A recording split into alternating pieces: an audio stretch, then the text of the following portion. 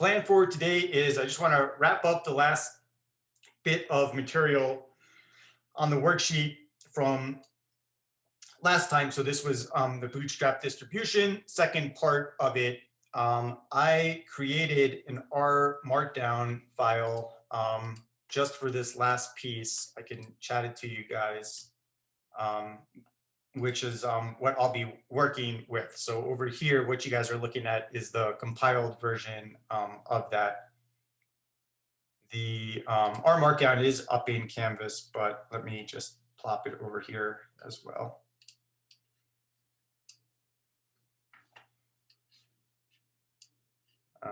Maybe this doesn't let me chat. Oh, it does let me chat R Markdown. Okay, so you should see a file in there if you don't have it.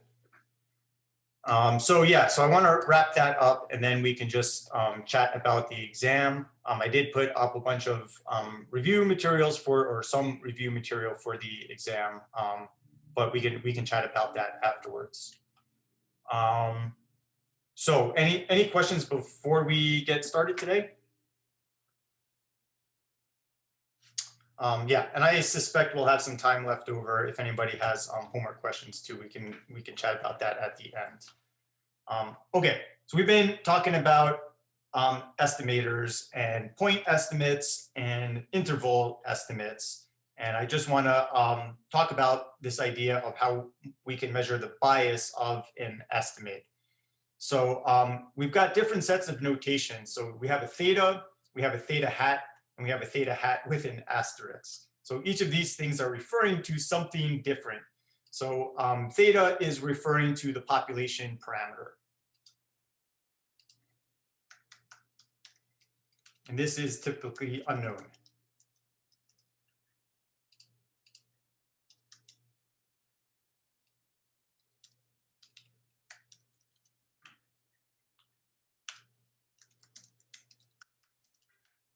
Okay, and so for example, if we're trying to estimate a mean, that might be the population mean mu. When we put the hat on it, this is when we use this plug-in principle. So this is when we use, for example, like the statistic to estimate the parameter.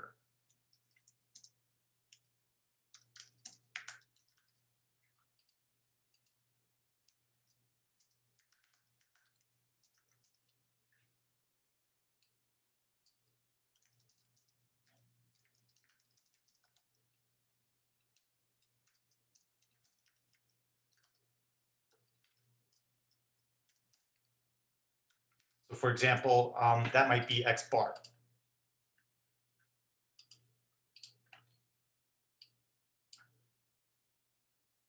Let's see. Okay. And then let me move this down. The last one that you're looking at here is this thing called this, an asterisk. So again, you might think about this as like a mu. You can think about this as the corresponding estimate that we would get for that. And now this thing is going to be the mean or the center of the sampling distribution.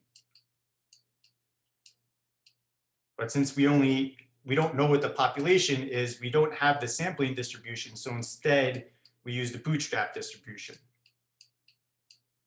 I should just be writing this.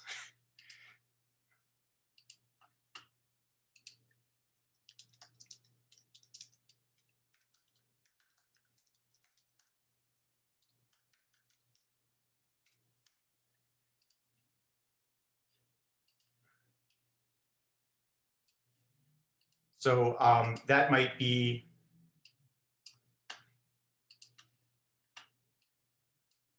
let's see.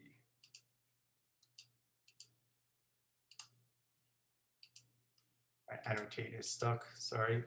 So that might be what we called like when we actually have the sampling distribution, right? We can calculate the center of the distribution of X bars. When we don't know what this is, we estimate it using a Bootstrap distribution. And so if you recall, when we've been looking at Bootstrap distributions, they might tend to be normal. we've been seeing that sometimes we might have an observed value over here, and then there might be the mean of this distribution is over here, and they don't line up on each other. And this distance, that's what we're calling the bias. So the difference between those two estimates. Sometimes they line up and sometimes they don't. So when they line up, we say that an estimator is unbiased. And when they're not equal to each other, when we do have some bias, then we say it's a biased estimator. So any questions about the notation here?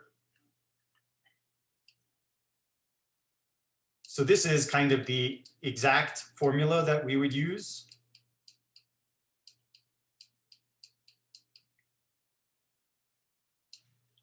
And that requires us to know what theta is, which most of the time we don't know that. And that's the whole point why we're trying to estimate it. So this is kind of the estimate for the bias over here. So that's why we put a bootstrap as the subscript there. So this is some estimate for the actual bias. Any questions?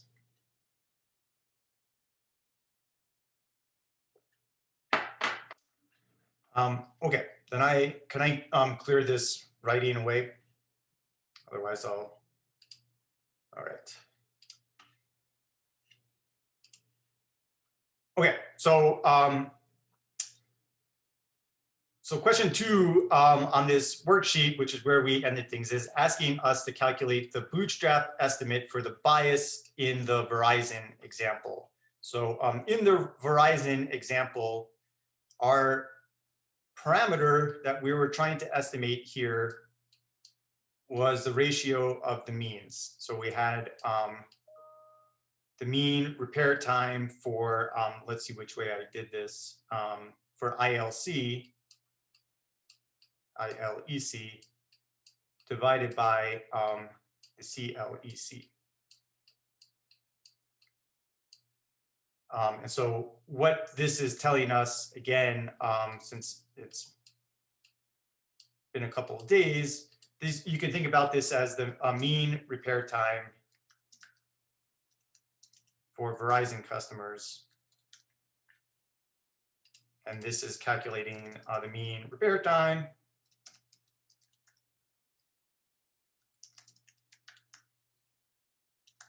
for when they're making repairs for customers for other companies, right? And if this is bigger than 1, then we can see that Verizon takes longer to do their own repairs. If it's less than 1, then they take longer for the other customers. So we set up this bootstrap distribution last time. And this is all set up in that R Markdown file. So let me come over to that instead. Let me share that.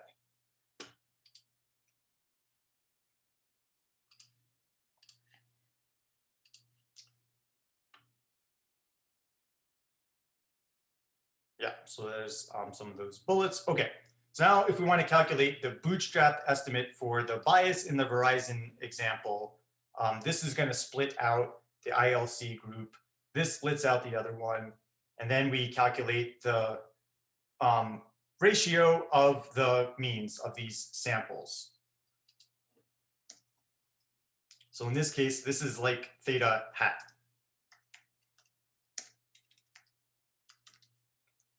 Right, that's going to be our estimator. We just take the corresponding sample.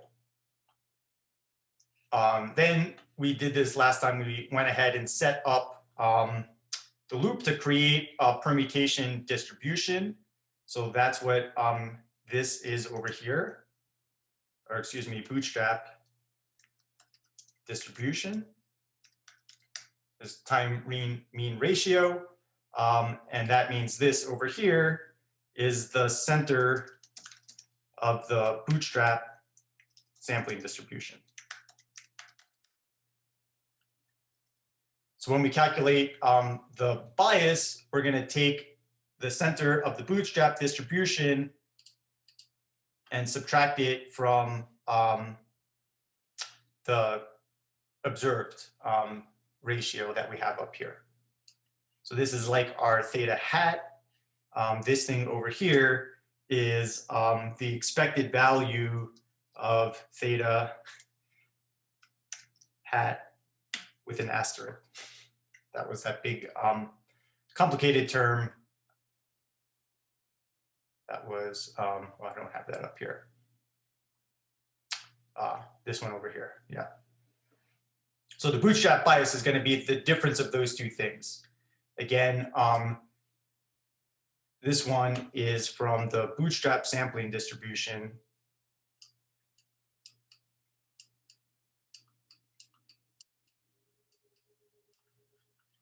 That's the center of the bootstrap.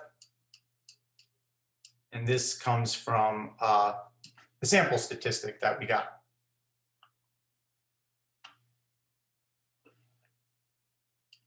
Any questions?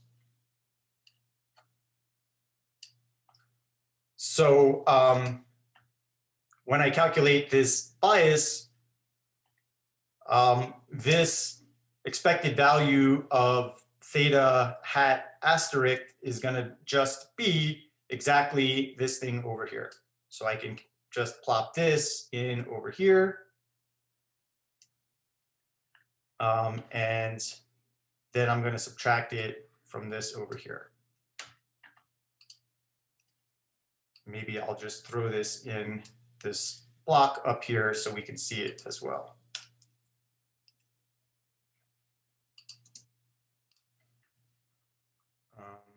So I might need to load this data set and then run this.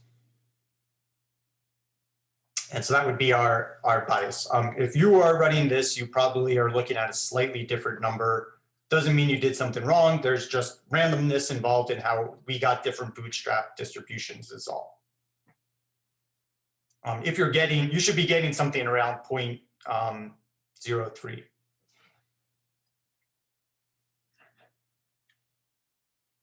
So that would be the bias on this one. Any questions? Okay. So just so this compiles nicely, I'll fill in the blanks correctly. So we have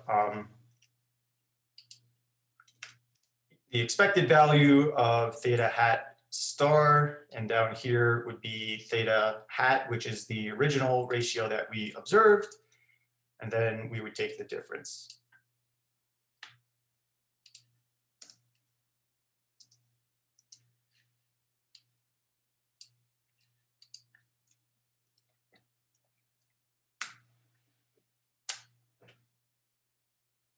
Okay, any questions so far?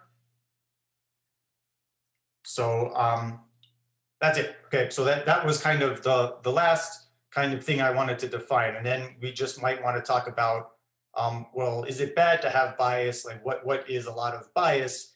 And it depends. Right, so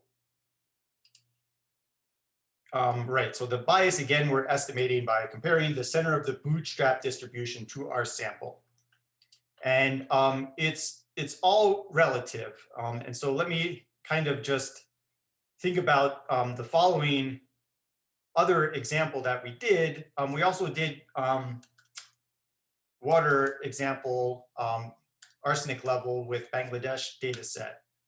And when we did that one, let me just say, what we got was the mean of the original sample was 125.32. And the center of the bootstrap distribution, at least that I got, and this is where things are going to vary, people get slightly different bootstrap distributions, so we'll get slightly different values here.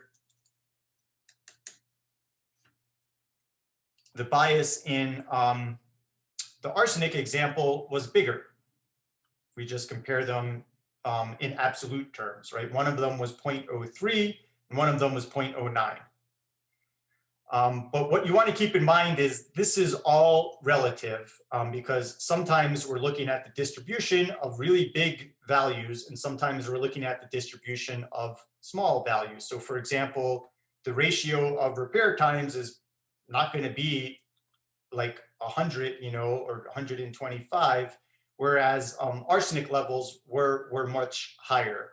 So when we want to take into account how big the values are and how much variability we have in the sampling distribution. So as a rule of thumb, we want to take a look at the ratio of the bias that we have, which is what we've just been talking about. And the way that we can see whether that bias is big or not is we compare it to how much variability we have in the sampling distribution. So this bias you can think of as it's like, it's measuring the distance between the sample and the center of the bootstrap distribution. And if the bootstrap distribution is really spread out, then a difference might not be all that big. If a bootstrap distribution is really, really small, then a small amount of bias could be potentially a big thing.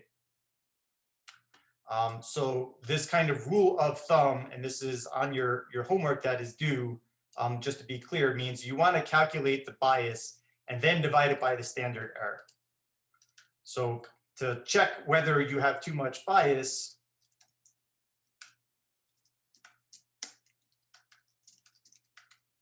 first you calculate the bootstrap estimate for the bias of the estimator.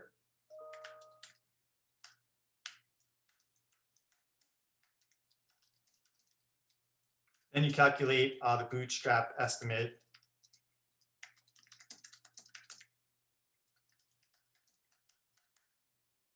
for the standard error. So this is going to be the standard deviation of the bootstrap distribution.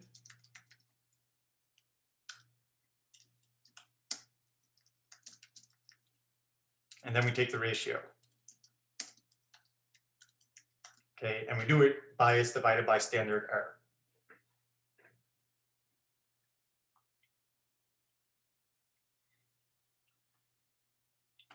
So for example, in the arsenic example that we worked on a couple classes ago, right, so this is what we got as the mean arsenic level from our sample. This was the center that I got for my bootstrap distribution. And then when we calculate the standard deviation of that distribution, get about 17.9. And again, this value, if you're using stuff that you created a couple classes ago, might be different. This value might be a little bit different too. So these are going to vary. This value shouldn't. This is going to be the same for all of us because we have the same original sample. So we can see that this one winds up being minus 0.005, and that falls below the threshold of 0.02.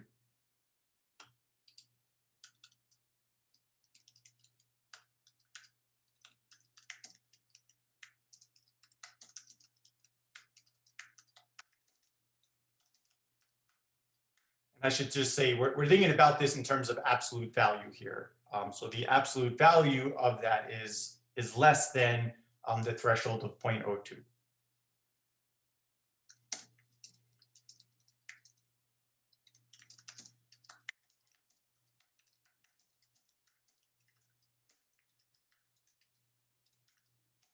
That tells us that the bias here is not very significant. The point that you really want to hone on in here is you're not just looking at the absolute value of the bias, but rather the bias relative to the standard error in the distribution.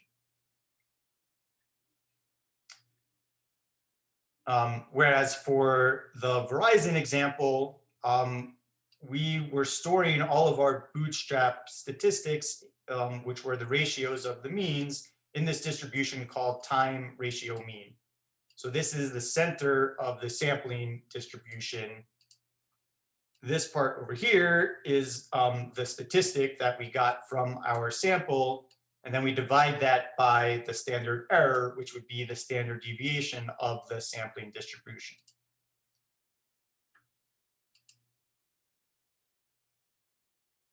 And so here we can see that this one comes out to 0.23.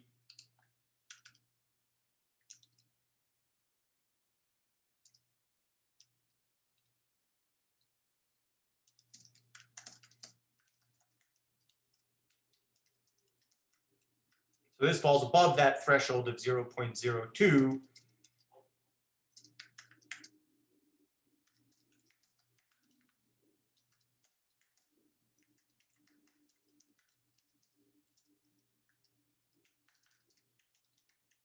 So that would mean this estimator is going to have a bit of bias. So it's just good to be aware of that, different people, when you all work on your assignment, if, for example, if you all had to do this, I would expect that you would get more different answers, whereas in the arsenic one, the answers would all be pretty close to each other. So although this arsenic example had a greater amount of bias in absolute terms, relatively speaking, it was much smaller because the distribution in the arsenic bootstrap distribution was much larger.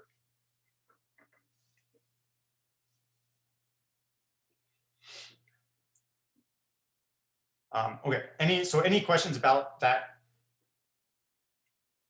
So just to kind of connect that in, we were doing bootstrap percentile confidence intervals. And so now you might just want to measure how much bias you might have in that confidence interval. And again, you wouldn't do that by giving just the bias, but you want to give that bias relative to the standard error. Okay, so the last bunch of sections are more detailed than we need to be. So I'll just say you don't need to worry about those, but if you are curious about some of the finer details of using bootstrap distributions and how many samples should we generate, what's enough, and those sorts of things, definitely feel free to go ahead and read those sections. But just to kind of illustrate what's going on when we do this bootstrapping, if we just had a really small sample taken from a population of 3 values, and then we wanted to set up like a possible bootstrap distribution, we want to make sure we don't get any repeats. So you want to be careful that when we calculate how many possible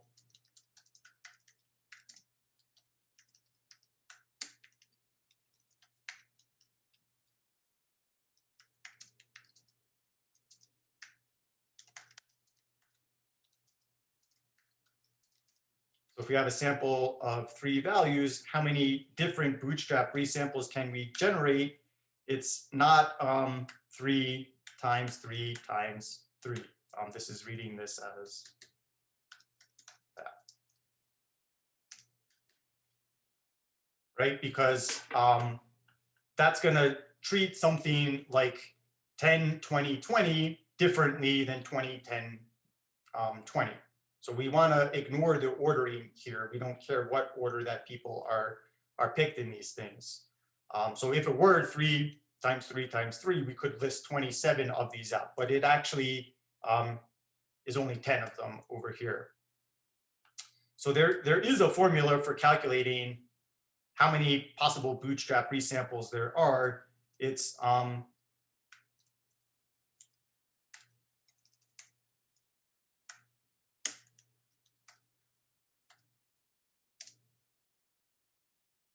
sorry, it's 2 to the n.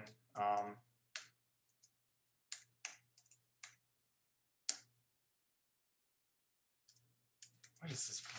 I always forget this. Yeah, 2 to the n minus 1.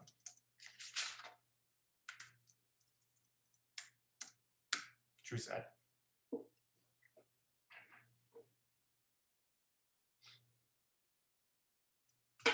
And again, if you're curious about these details, you can track them in the book. So in this case, our n value was 3.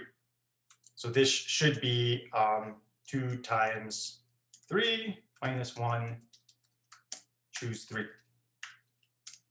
So 2 times 3 minus 1 is 5. Choose 3. And that matches these 10 different samples that we listed out over here.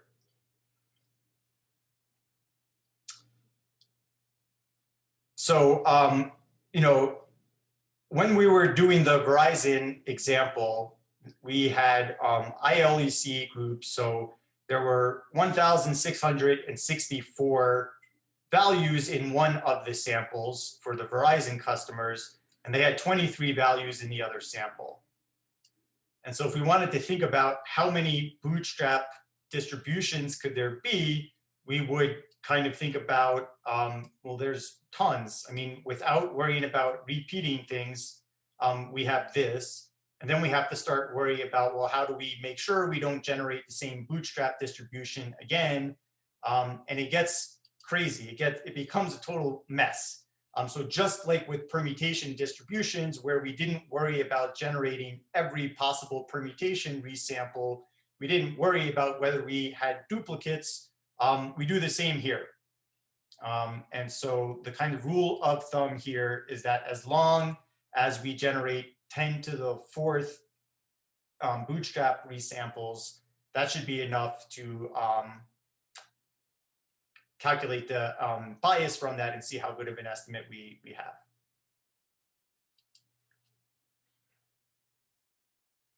Okay, so that is a wrap as far as material in chapter 5 goes, and that's what the exam is going to cover up to. So any questions about this material before we talk more generally?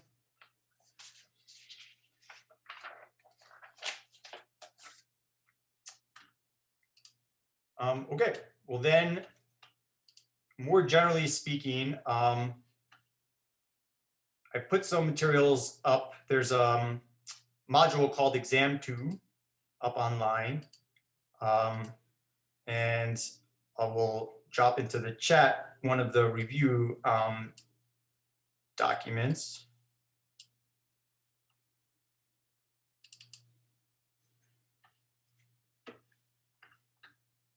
But just to, first of all, just clear up what material is on the exam.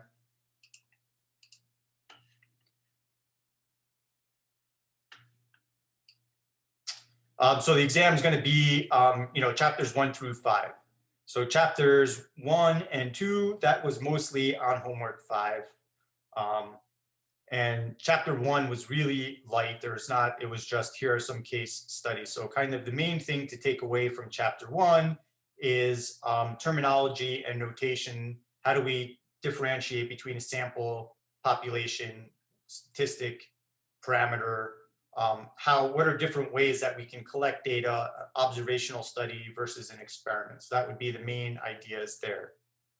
So as far as chapter 1 goes, you shouldn't expect stuff more beyond like multiple choice questions. There's really not much I can do in terms of asking like a full question on chapter 1. So you can just expect some things that make sure you understand what an observational study is, what an experiment is, those sorts of things. Chapter 2 was the exploratory data analysis. So this is creating histograms, bar charts, box plots, 5-number summary, all of that stuff. QQ plots, empirical cumulative distribution functions, all of those sorts of things. So you definitely can expect some problems like you had on the reading quiz, where here are some QQ plots. Which of them is normal, which of them is skewed, that sort of thing. So being able to read QQ plots. Yeah, so again, that was maybe a little bit lighter than some of the other chapters. So I would say certainly you'll have some questions on chapter 1 and 2. You should expect that the emphasis will be on chapters 3 and 4 and 5. So chapter 3 was permutation tests. And so just be sure that you're very clear about how you set up the hypotheses. There were some issues on the last homework assignment with that. So be sure you are setting them up in words and with the right notation. And then otherwise, running permutation tests in R. Was the kind of the main gist there. We did some where we actually wrote it out in its entirety with the quitting smoking problem. So having a good understanding of what's going on, being able to work with a really small data set by hand is also useful to review. Then in chapter 4, we talked about sampling distribution. So we did central limit theorem for the means we did in the past. Now we talked about proportions. We talked about checking to make sure samples are large enough so that we can apply this central limit theorem. And then this is the homework that you're working on right now. We also used R to do some simulations for sampling distributions. And we did some theoretical ones like finding the cumulative distribution for X max. You guys have to do X min on your homework. And then lastly, in chapter 5, again, you don't need to worry about those last sections about the accuracy issues, but sections 5.1 through 5.6 was the meat of that material. So as far as the format goes, it will be similar to the first exam. I'm still writing it. I feel like this material lends itself a little bit more to more multiple choice. So you might get a little bit more multiple choice questions on it. As far as you might be worrying, like, what am I going to have to do with R during the exam? You're not going to have to work in R Markdown during the exam. The exam is going to be on paper. So you should expect to fill in the blanks and just write in the blank what you would enter in R, or type in the blank what you would enter in R. So it's going to more be fill in the blanks in the code as opposed to write the code from scratch and send it to me in R Markdown. So your work will be either written, annotated right on the PDF, or you can write it out on paper and upload that. So you won't be required to use R during the exam, in other words. So all you'll need is pen and a paper. So with that, what questions do you guys have for me? Anything? Are we still allowed to have R open? You're allowed to have R open, sure. So if you're want to check that something is going to work, that's okay. Yeah.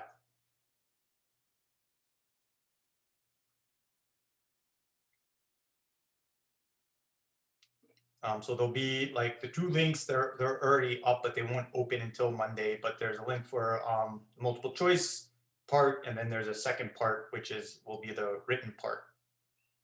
So as far as the written part goes, yeah, like I said, you can kind of expect an equal amount of emphasis on chapters 3 and 4 and 5. Chapters 1 and 2 are probably more multiple choice type of stuff.